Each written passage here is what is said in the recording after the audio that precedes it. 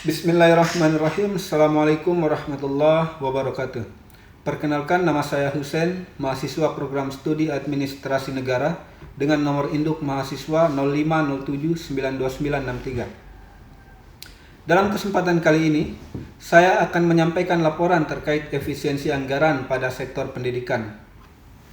Sebagaimana yang kita ketahui bersama, bahwa pendidikan merupakan salah satu sektor yang sangat penting dalam pembangunan sumber daya manusia di dalam suatu negara itu sendiri.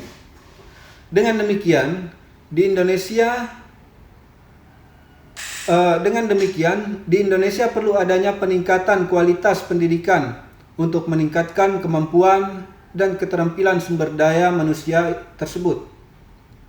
Untuk itu, pendidikan membutuhkan anggaran yang tidak sedikit. Namun efisiensi anggaran yang dikeluarkan oleh pemerintah dapat menimbulkan beberapa dampak, seperti dampak positif dan dampak negatif dari efisiensi tersebut. Yang pertama, kita akan membahas dampak positif dari efisiensi anggaran.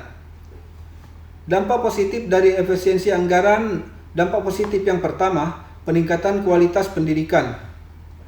Dana yang digunakan secara efisien memungkinkan alokasi yang lebih besar untuk hal-hal yang berdampak langsung pada mutu pendidikan, seperti pelatihan guru, pengadaan buku, laboratorium, dan teknologi pembelajaran. Dampak positif yang kedua, pemerataan akses pendidikan.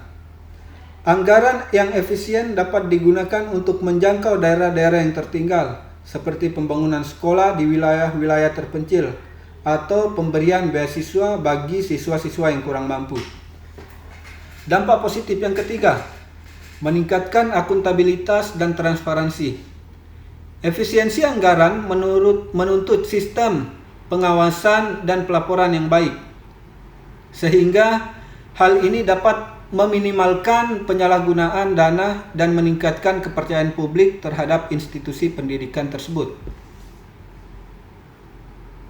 Selanjutnya, kita akan membahas dampak negatif dari efisiensi anggaran. Dampak negatif yang pertama, pengurangan anggaran secara serampangan. Terkadang, efisiensi diartikan sebagai pemotongan anggaran secara menyeluruh tanpa mempertimbangkan prioritas. Ini bisa menyebabkan kurangnya sarana, pemutusan kontrak guru-guru honorer, atau berhentinya program-program yang penting. Dampak negatif yang kedua, kesenjangan kualitas antar daerah. Jika efisiensi dilakukan hanya di pusat tanpa memperhatikan daerah-daerah, bisa memunculkan ketimpangan antar sekolah-sekolah yang berada di pusat dan sekolah-sekolah yang berada di pelosok-pelosok. Dampak negatif yang ketiga, beban tambahan bagi tenaga pendidikan.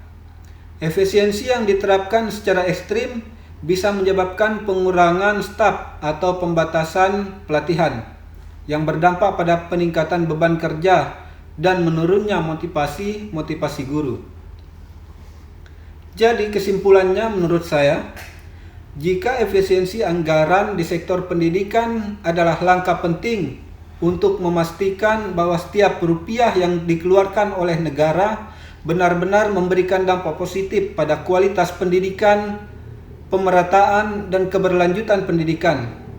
Namun, efisiensi harus dilakukan dengan perencanaan yang matang, evaluasi yang berkala, dan tetap mengutamakan prinsip keadilan dan mutu layanan pendidikan.